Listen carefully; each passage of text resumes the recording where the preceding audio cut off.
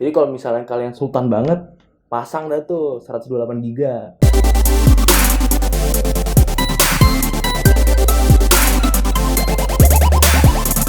Halo teman, jadi kan di video sebelumnya kita udah ngebahas tentang tips-tips merakit PC untuk pemula. Nah, di video kali ini adalah saatnya kita ngerakit PC-nya. Oke, kalau gitu gue langsung aja ngejelasin komponen apa aja yang gue pakai. Pertama, prosesor yang digunakan adalah i5 10400. Ini adalah Intel generasi 10 di harga 2,7 jutaan. Kemudian motherboard yang digunakan adalah Gigabyte B460M Aorus Pro di harga 1,8 jutaan. Graphic card yang digunakan adalah Valid GTX 1650 Storm-X 4GB di harga 2,5 jutaan. PSU menggunakan FSP HV Pro 550W, 500 sampai 600 ribuan. RAM Corsair Vengeance LPX DDR4 2x8GB dual channel, jadi totalnya 16GB dengan kecepatan 2666 MHz di harga 1,4 jutaan.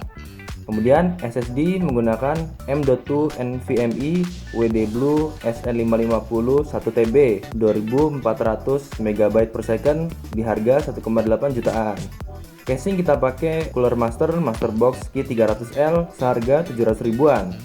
Dan di sini gue juga menambahkan modul WiFi M.2 2230 bersama antenanya. Karena posisi PC gue jauh dari router. Tapi kalau kalian yang PC-nya deket sama router ya nggak pakai juga nggak masalah. Yang penting kalian punya kabelan. Dan juga jangan lupakan DisplayPort atau HDMI juga bisa sih. Sehingga total untuk PC yang gue rakit ini sekitar 11-12an. Tapi di sini gue juga mau ngasih opsi buat kalian kalau mau yang range-nya ada di bawahnya. Jadi gue juga sudah survei di beberapa tempat, di beberapa toko online dan menemukan spesifikasi dan harga sebagai berikut. Prosesor bisa kita ganti dengan i3 10100F, yang mana huruf F di sini menunjukkan prosesor ini tidak menyediakan integrated grafik dan memiliki harga sekitar 1,3 jutaan. SSD bisa juga kita ganti jadi WD Green 240GB SATA 3 M.2 dengan harga 500 ribuan. Karena ini SSD-nya hanya 240GB, jadi di sini gue juga memberi opsi kepada kalian untuk nambahin HDD, yang mana di sini gue menemukan HDD Seagate Barracuda 1 TB form factor 3,5 inch SATA 3 seharga 600 sampai 700 ribuan. Dengan total harganya sekitar 9,5 sampai 10-an. Atau kalau misalnya kalian mau yang lebih ekonomis lagi, sudah gue sapin juga. Prosesornya tetap i3 10100F, SSD bisa diganti jadi Adata SU650 120GB 2,5 inch SATA 3, harganya 300 ribuan. Nah kan karena ini SSD-nya cuma 120GB, di sini sih gue menyarankan untuk nambahin HDD sih. HDD-nya masih sama kayak yang tadi, Seagate Barracuda. Kemudian graphic card-nya bisa dibikin lebih ekonomis lagi, jadi yang dari colorful GTX 1650 EX 4G D6, harganya 2,3 jutaan. Ya sehingga totalnya jadi 9 sampai 9,5-an. Ya mungkin nggak beda jauh ya sama yang tadi yang budget menengah, tapi mungkin ada teman-teman yang merasa beberapa ratus ribu cukup berharga gitu untuk ditabung, jadi ya lumayan lah, jadi bisa ada yang masih bisa dihemat. Kemudian ini adalah perbandingan dari total harga berdasarkan opsi yang sudah diberikan. Nah sekarang kita lanjut ke persiapan merakitnya. Sebelum merakit, ada baiknya kita baca dulu semua buku panduan, buku manual yang tersedia dari setiap komponen. Karena sangat baik kalau misalnya kita bisa mengenal dengan baik setiap komponen komputer kita. Kemudian sediain juga obeng plus dan juga tempat atau wadah buat naruh buat bautnya. Kemudian ngerjainnya di tempat yang terang ya, jangan gelap-gelapan. Oke, kalau kita udah melakukan persiapannya, kita lanjut ke ngerakit. Untuk motherboard Gigabyte B460M Aorus Pro yang kita gunakan, motherboard ini hadir dengan form factor Micro ATX 24,4 cm x 24,4 cm. Support Intel generasi 10, i3, i5, i7, i9, dan juga Pentium dan Celeron dengan soket LGA 1200. Chipsetnya Intel B460 Express. Memori yang disupport yaitu DDR4. Untuk i7 dan i9 support memorinya 2133, 2400, 2666 dan 2933 MHz. Dan untuk i3, i5, Pentium dan Celeron, memori yang disupport adalah 2133, 2400 dan 2666 MHz. Motherboard ini mendukung dual channel hingga 128 GB dengan maksimum 32 GB di setiap channelnya.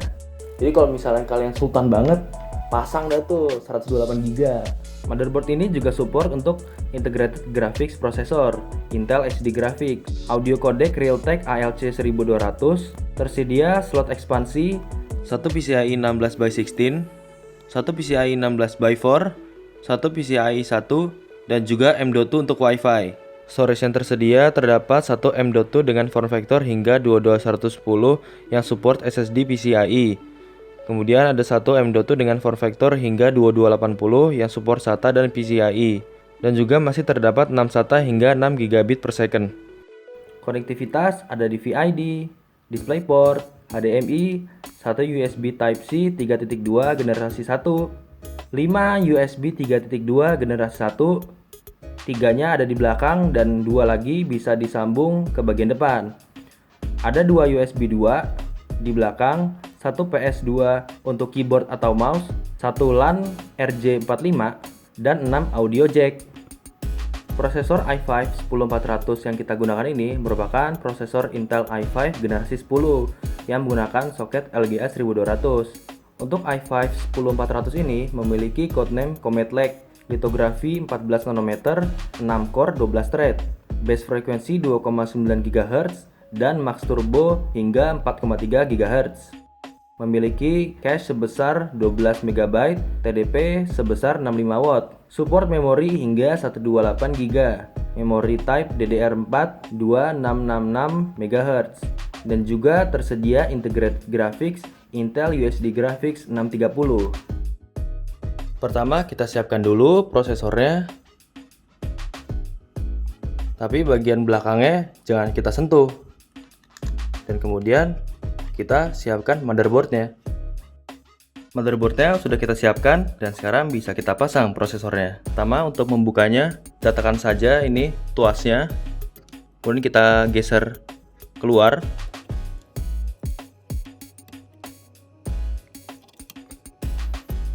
Kemudian prosesornya kita letakkan ya, dan kita perhatikan di sebelah sini ada sebuah tanda segitiga yang mana juga harus dipasangkan kepada tanda segitiga di sini.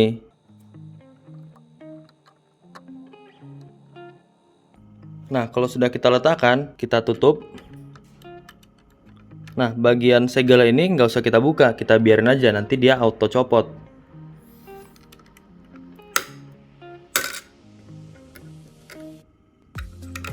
Sudah berhasil. Di paket penjualan Intel i5 ini sudah terdapat thermal paste di bawah kipasnya. Tapi kalau kalian ingin menambahkan lagi juga nggak apa-apa. Sebelum kita pasang kipas ya, pastikan dulu colokan kipasnya bisa dipasangkan ke colokan yang di motherboard. Kemudian kipas ini simetri putar 90 derajat ya, jadi bisa kita ganti-ganti posisinya. Setelah kita letakkan kipasnya, kita kunci secara diagonal. Kalau sudah, kita pastikan setiap kuncinya sudah terpasang dengan benar. Sekarang saatnya kita memasang RAM. Nah, untuk RAM DDR4 ini harusnya posisinya nggak bakal kebalik ya. Karena kalau kita perhatikan di sini ada pembatas antara kedua kakinya, yang nanti pembatasnya dipasang di sini. Dan untuk pemasangan RAM, kalau misalnya menggunakan dual channel, motherboard punya aturan pemasangannya. Jadi di sini kita harus lihat dulu buku petunjuknya. Kita buka kuncinya. Kemudian kita pasang RAM-nya dan kunci lagi sama satunya lagi. Pastikan kuncinya udah terpasang dengan benar. Kemudian kalau kita menggunakan SSD-nya yang M.2 NVMe, kita pasangnya sekarang di slot yang ini.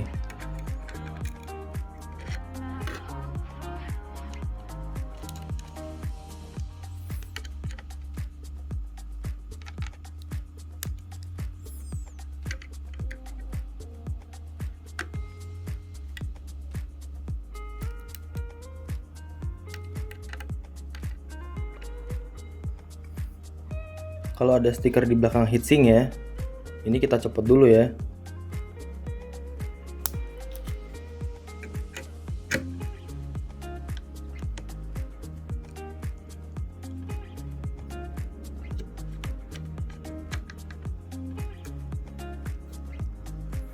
Kemudian jika kalian memilih untuk menggunakan modul WiFi, sekarang adalah saatnya kita pasang modul WiFi-nya. Pertama kita pasangkan dulu sambungan dari antena ini ke modul WiFi-nya. Di sini pin yang dua yang kecil ini dipasang ke sini.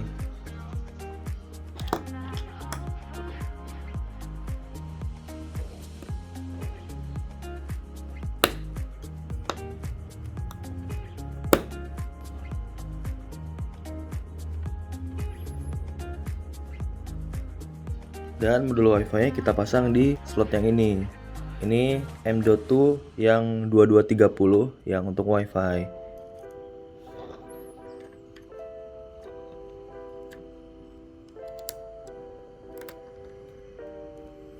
Setelah mereka berlima sudah bersatu, sekarang bisa kita singkirkan dulu dan sekarang kita beralih ke casing. Kita sudah siapkan casing dan sekarang saatnya kita pasang baut untuk mounting motherboard ke casing. Kalau di casing yang ini dia sudah menyediakan semacam catatan ya di sini. Sini tulisannya ada micro ATX tandanya M dan mini ITX tandanya I. Dan di setiap lubangnya ada huruf-hurufnya nih, dan jadi kita pasang sesuai dengan kita pakai motherboard yang ukuran apa. Pasangnya sejumlah dengan lubang yang ada di motherboard ya. Jadi motherboard kita bisa kokoh dipasang di atas casingnya. Sekarang saatnya kita pasang motherboard ke dalam casing. Tapi sebelum kita pasang motherboardnya ke dalam casing, kalau dirasa kipasnya mengganggu, ini kipasnya bisa kita copot dulu. Nanti setelahnya kita pasang lagi. Cara memasang motherboardnya adalah dengan kita miringkan dan dahulukan bagian I/O shieldnya. Kemudian hati-hati jangan sampai baut-baut yang ada di bawah itu menggesek motherboardnya. Kalau misalnya kalian menggunakan motherboard yang I/O shieldnya terpisah, pasang dulu I/O shieldnya di casing. Tapi untuk motherboard yang ini, I/O shieldnya sudah terpasang, jadi bisa langsung kita pasang aja. Setelah itu kita pasangkan baut untuk mengencangkan motherboard kita. Kita pasang dulu semua bautnya, baru nanti dikencangkan.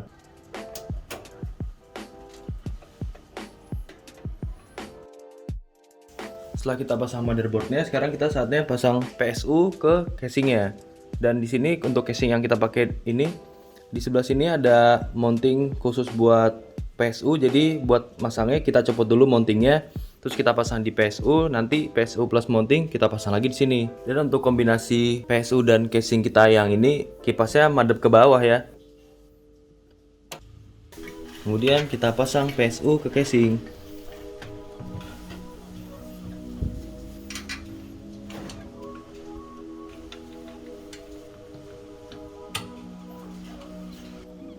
Di casing yang kita pakai ini ada ruang manajemen kabelnya. Jadi buat kabel yang nggak dipakai bisa kita taruh belakang, dan kabel-kabel yang kita pakai bisa kita lewat belakang dulu juga. Jadi bagian depannya nggak terlalu kebanyakan kabel.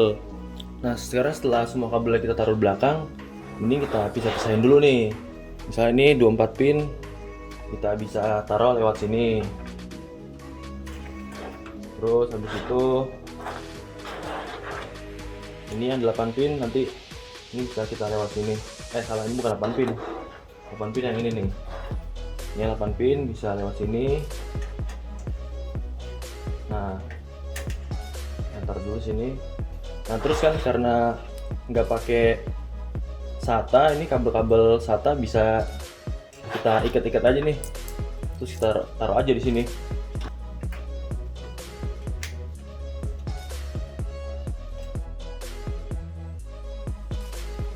Sekarang bisa kita pasang yang 24 pin sama yang 8 pin. 24 pinnya kita pasang di sini. Dan 8 pin kita pasang di sini.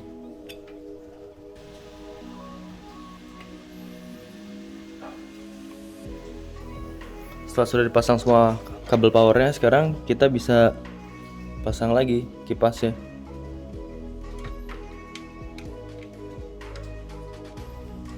Selanjutnya casing ini dilengkapi dengan front panel yang bisa dipindah-pindah.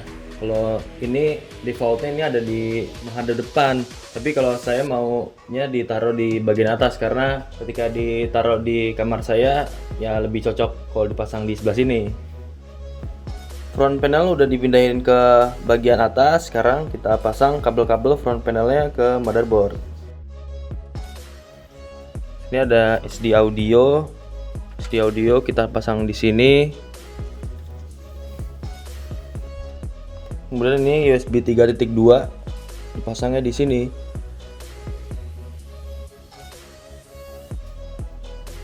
Dan yang terakhir ini harus kalian perhatikan dari buku manual ya, karena ini bermacam-macam dipasang di sini sebelah sini. Setelah kita udah pasang kabel power dan juga kabel-kabel buat front panel, sekarang saatnya kita pasang graphic card.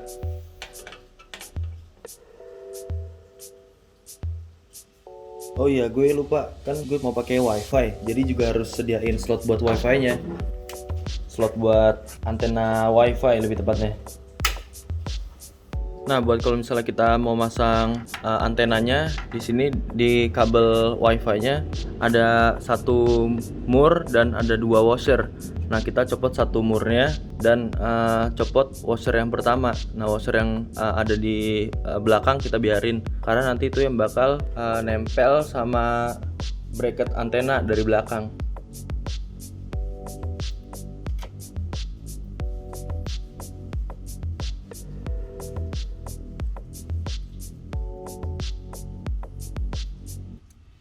Kalau udah ntar ini kita kencengin pakai obeng.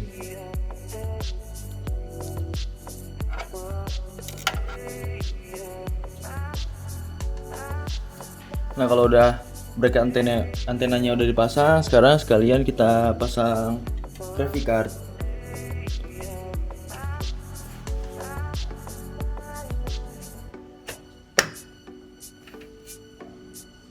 Oke, sekarang kita pasang penutupnya buat soket-soket ini.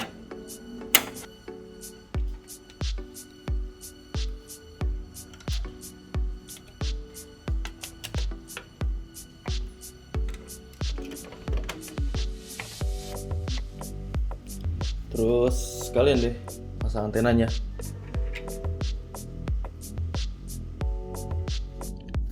Maaf teman, tadi ada 6 pin PCIe yang harusnya dipasang ke graphic card tapi lupa. Jadi kita pasang sekarang. Oke, aman harusnya.